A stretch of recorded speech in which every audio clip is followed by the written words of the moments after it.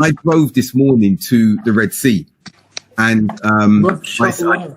I sat there, okay, and I recorded for my children, but I sat there, and I tried to envisage. Obviously, it was on the other side from Egypt. I'm in Jeddah, and I said to myself, imagine that they were fleeing. Allah ordered or commanded Musa alayhi salam to flee by night. And as they were approaching the Red Sea, as we're told by the exegesis of the Quran, the tafsir of Quran, it was the Red Sea. As they were approaching, and you can imagine the sun coming up in the morning, and they turned and they saw Pharaoh and his whole host, an army behind, pursuing them, sat at the Red Sea, and just pondered and just thought, Subhanallah, he will be hamdi.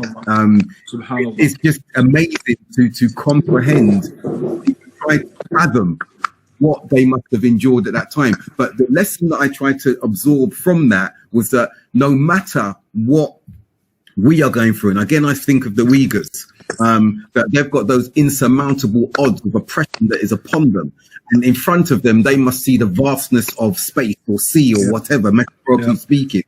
But that Allah will open a way for them and any of the oppressed to flee from the oppression or be protected from the oppression. No doubt, bro. And listen, look, there's a good reason we need to suffer in this world, right? There is a good reason. Because the reality is, if we all lived in luxury, we would forget Allah. We would, bro. We would forget Allah. We'd forget the akhirah. We would become heedless.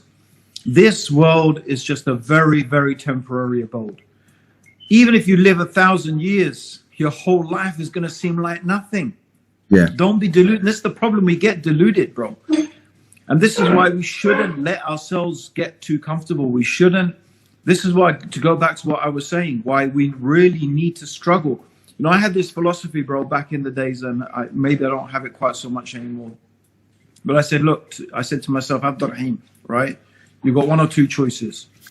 Either you make your life difficult by struggling in the path of Allah, right? You push yourself and you exert effort in the path of Allah, giving dawah, or else Allah's going to make your life hard. It's either you're going to make your own life hard for the sake of Allah, or Allah will make your life hard to remind you and give you a good slap that, you know, this dunya, what is this dunya? It's nothing. That's if Allah favors you. And the other thing, bro, we have to remember, right? Every one of us should remember that. Don't imagine that this suffering is a sign of Allah's displeasure. Not at all. The Prophet ﷺ said that Allah tests the people that He loves. The ones He loves, He tests them. And the ones He loves the most, He tests them the most.